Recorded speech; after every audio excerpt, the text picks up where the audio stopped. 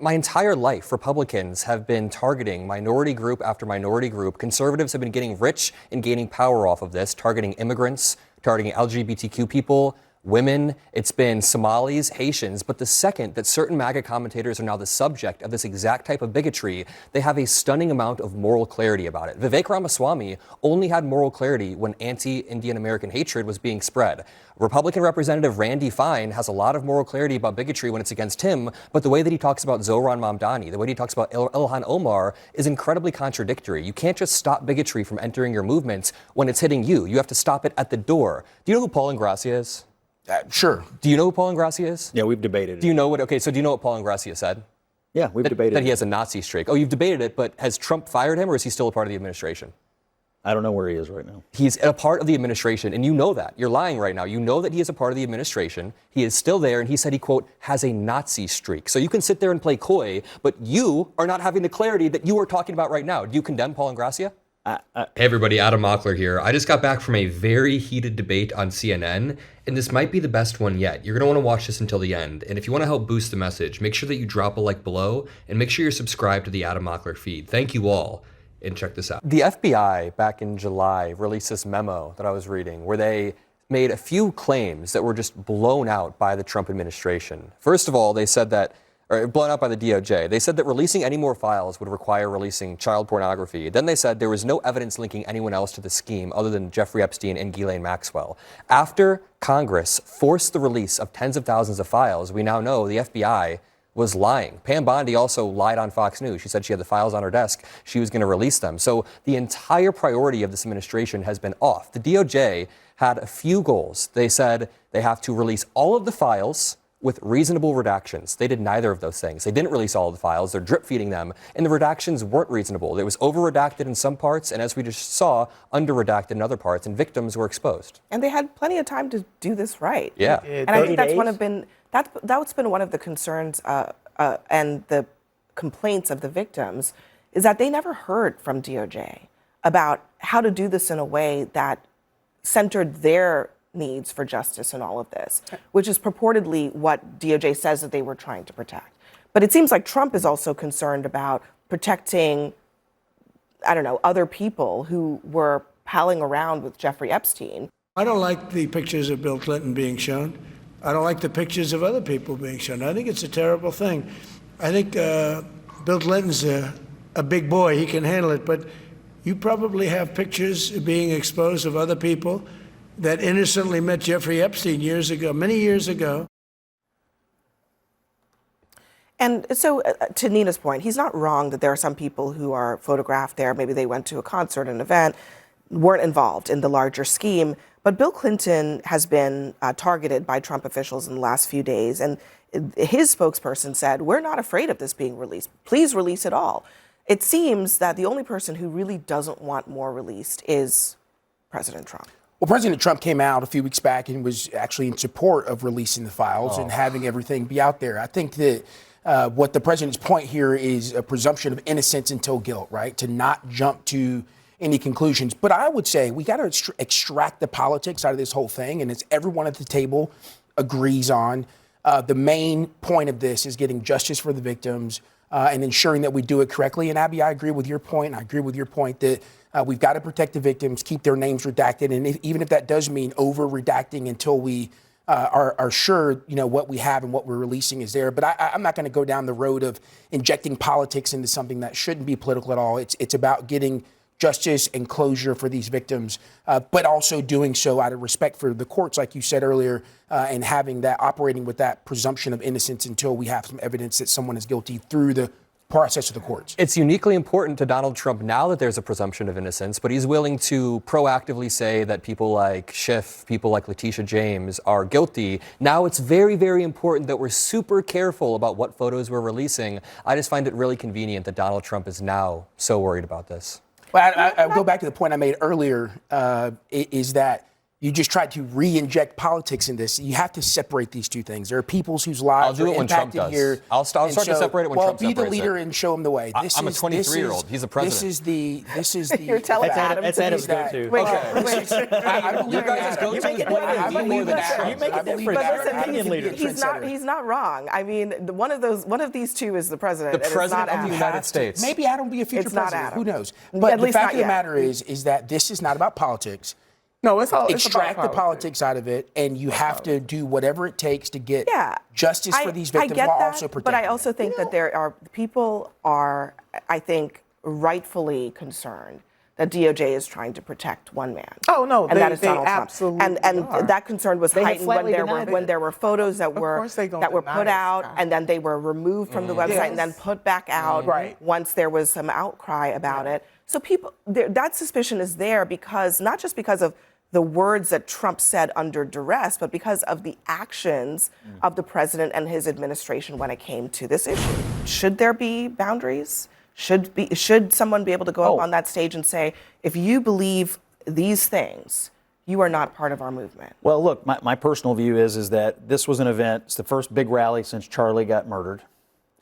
And specifically what Candace has been doing, terrorizing a grieving widow for the last several months with conspiracy theories, some of them wrapped up in this whole Israel nonsense, is nothing short of despicable. And I think Ben was right to call that out. I didn't hear Ben calling for the excommunication or the deplatforming of anyone, but I do think it's more than reasonable to say, what kind of a movement allows someone in whose job is to monetize the grief of a widow after she had to witness her husband and the leader of this organization get murdered? I think that's more than in bounds for him to talk about, look, we're a political party and a political movement.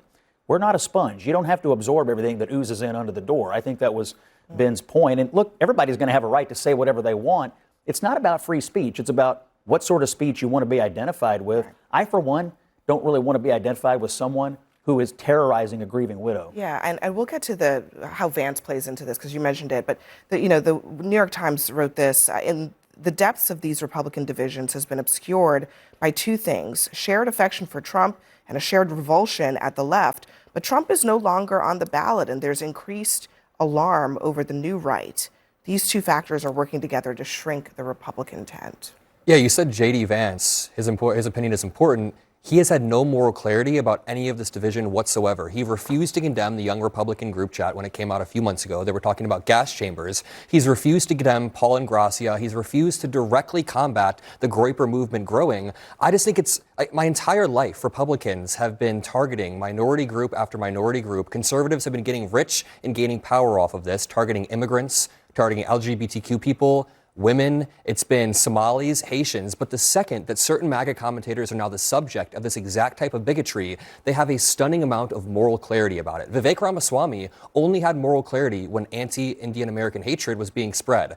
Republican Representative Randy Fine has a lot of moral clarity about bigotry when it's against him, but the way that he talks about Zohran Mamdani, the way he talks about Ilhan Omar is incredibly contradictory. You can't just stop bigotry from entering your movements when it's hitting you. You have to stop it at the door. This is not courageous for people to speak out. It is self-preservation at this point. You brought up Mamdani. Do you believe that Mamdani has shown any moral clarity when it comes to Israel and the attacks on The day Jews? after he was elected, there was a swastika. Let me finish. There was a swastika drawn on a window, and he immediately tweeted out and condemned it. There is no equivocation between the way. There is no equivalent between the way Zohran and J.D. Vance have conducted themselves. So Do you today- think J.D. Vance should condemn Nick Fuentes? Should J.D. Vance condemn the Groypers? He has. He told him he could eat SHIT. That's Not number on stage. one. He didn't do it on Number stage two- in front of the number two, Groypers. Today, Mamdani got asked, there are people on your transition team who have said it's okay to kill Jews after October the 7th. And he said, we have a diversity of political opinion. I think to throw Mamdani in with J.D. Vance is a huge reach. Mamdani has been the opposite of morally clear on Are you items. joking, Let J.D. me Vance? ask Yes, you this because very, I think very- this is I'm very actually much not this is joking. actually to Adam's point. If you are willing to condemn, if you're willing to condemn Mamdani for what you just described, again, why would you not condemn conservatives for doing effectively the same thing when you have people like Nick Fuentes who Are you out questioning there? me about what I've had to say about I'm questioning anti-Semitism you. No. and who should be? You need clarity about people like Paul and I'm questioning Gracia. you about whether you're willing to apply the same principle to Mamdani that you would apply to people in your own party. Are you willing to do that? I have repeatedly on this show said Anti-Semitism has no place in our political discourse, and we don't need to be associated with it.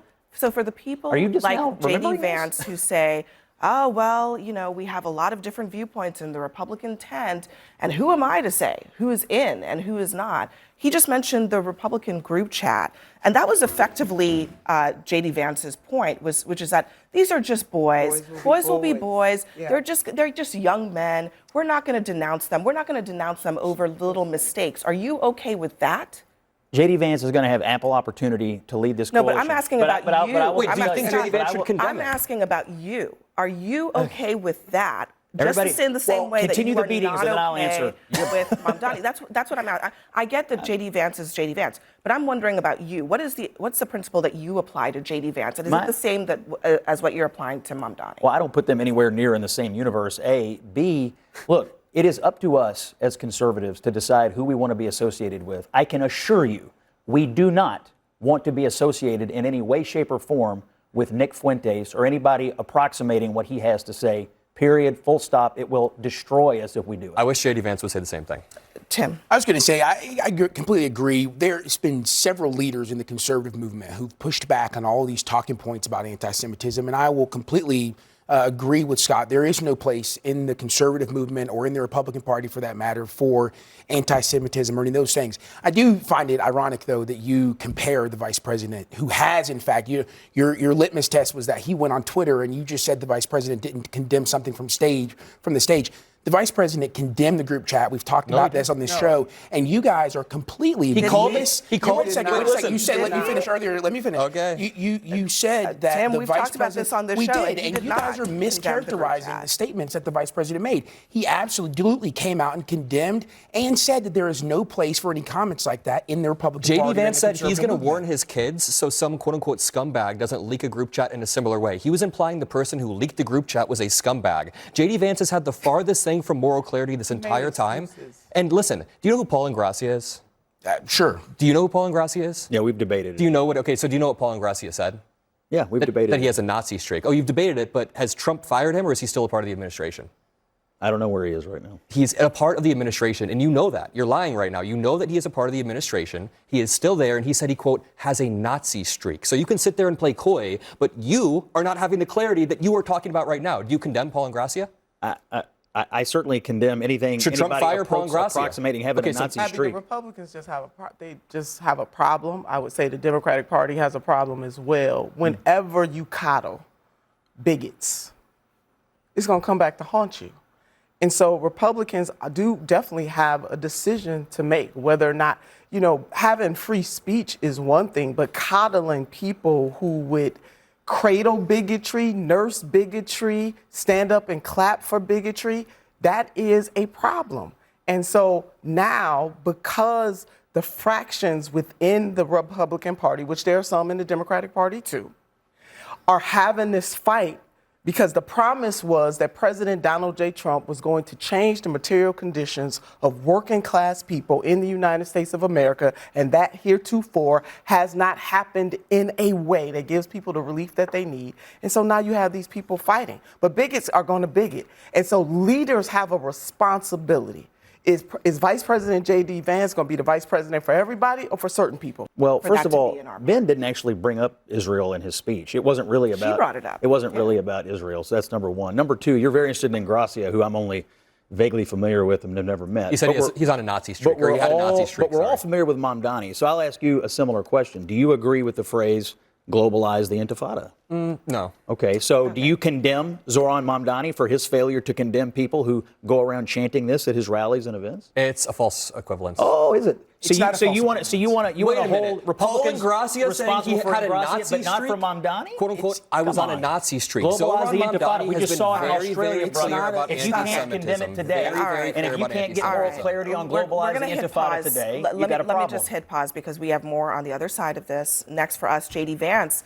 The issue with Israel and the Republican Party, we haven't talked much about him tonight, but Trump has been unapologetically pro-Israel, and he's very popular there, and the Jewish people in Israel appreciate him very much. And so as it relates to his leadership, he's been unequivocal. This connection between Vance and Charlie Kirk is interesting. Charlie Kirk very much supported J.D. Vance helped him get elected to the Senate. His wife has come out and endorsed him for president. If I may, just read a couple of comments. Charlie Kirk said he would, quote, never build a big tent with Nick Fuentes. I don't align with Jew haters. Sorry, I'm not going to put up with Jew hatred in the conservative movement in America. And Erica Kirk said, what healing factor comes out of hating Jewish people? Nothing. Charlie always would say very clearly, Jew hate was brain rot. He would always say it. And so if you believe what is true, which is that Vance has a very strong connection to Erica and the Kirk family, they are long on the record of opposing aligning with anti-Semitic. He's not taking that message, okay? Here's what he said. This is what J.D. Vance said today to a conservative outlet. He said, let's say you believe, as I do, that racism is bad, that we should judge people according to their deeds and not their ethnicity. Is Nick Fuentes really the problem in this country? He's a podcaster. He has a dedicated group of young fans. Some of them have been shitty to my friends and family, not least Mrs. Vance. Does that annoy me? Of course, but let's keep some perspective. For the last 10 years, I've watched half of our political leadership go all in on the idea that discriminating against whites in college admissions and jobs is not just okay, but affirmatively good. If you believe racism is bad, Fuentes should occupy 1 second of your focus, and the people with actual political power who worked so hard to discriminate against white men should occupy many hours of it. Tim, I'm curious. Do you think that is? I mean, he's basically saying affirmative action is worse, DEI is worse than a Jew-hating, Nazi-sympathizing bigot. Abby, I'm going to go back to the point that we made earlier that I just want stated very clearly. There is no place for any of these people who hate anyone for the color of their skin or who they choose to love or who they choose to worship in the Republican Party or in the conservative movement. That's very clear. I want to go to a point that Nina said earlier. The fact of the matter is that we're not. What about J.D. Vance tell J.D. Vance and right his now, leadership? I mean, if he is going to be taking the mantle of President Trump and leading the party, taking the mantle of Charlie Kirk, is this the brand of leadership? What I just described there, those were his J.D. words. Vance, to your point, J.D. Vance has not only lived a life but is led in a career that condemns these things. You're talking about someone. Wait a second, let me finish. You're talking about someone who's a United States Marine, who served with people from all walks of life across the country and served in combat in this country. So this idea that the vice president all of a sudden doesn't believe these words, you're talking about someone who comes from nothing and built themselves up to be the vice president of the United States. And so the president, the vice president doesn't just believe these words. He's lived them and served in uniform on those words. So don't give me this idea that the vice president doesn't believe that we shouldn't have a country where everybody's welcome. You heard him say it on there, and don't give me this drama about Twitter. The other point I'll make is you talked about how we weren't applying this properly across the board when it was dead silent. Dead silent. When Jay Jones, who was going to be the Attorney General in Virginia, who's going to be the Attorney General of Virginia, said that he wants to watch a woman's kids get shot so he can urinate on their grave. You think I didn't condemn that? And you were silent. Your party what are you talking and your about, group dude? was silent. So don't talk to me now. Don't try to lecture us and lecture the American people about equality and what's fair and who should be allowed in the party after your party sat silent after those words, and someone is now going to be the chief We just listened to Vivek Ramaswamy. In the Commonwealth of We just listened to Vivek Ramaswamy. It's actually sickening and it's angering because you don't make sense. We just listened to Vivek Ramaswamy with a lot of moral clarity. Scott just read off Charlie Kirk and Erica Kirk quotes with a lot of moral clarity. I don't know if you were trying to convince us or J.D. Vance that there's no anti-Semitism, but there's a lot of moral clarity coming from these people, not from J.D. Vance. Like I'm going to say, he did not condemn the Young Republican group chat. You can lie and say he did. He didn't. J.D. Vance has played fast and loose with this movement the entire time because he doesn't want to alienate the greater movements. Right now, Scott played coy about Paul and Gracia and then took the moral high ground saying that we need clarity about these types of things. You are not providing the type of moral clarity. Can you say that Paul and Gracia shouldn't belong in the administration? I don't know Paul and Gracia. Quote, we had a Nazi streak. If he said that, can you say my recollection is when we debated it, I said I wouldn't waste any political capital on someone saying things this stupid. He didn't get that Senate-appointed job, but he did get appointed to a I personally wouldn't waste any capital on someone who says stupid things. It's not any capital. It's a job offer being offered and Mm. accepted. He works in the administration now. It's as simple as that. But 'tis the season for Christmas music, but since some of us have been listening since Halloween, like myself, there might be an overplayed song. So for tonight's News Nightcap, what is the most overplayed Christmas song for you? Adam, you're up. Listen, Rudolph has got to go. I feel bad for the guy. I feel bad that his friends bullied him. I'm glad that he figured out the red nose thing, but the song is a little bit overplayed at this point. Sorry, Rudolph. That one's not for you. It's 20 years younger than you. Yeah, they shouldn't as have young bullied as him. you are.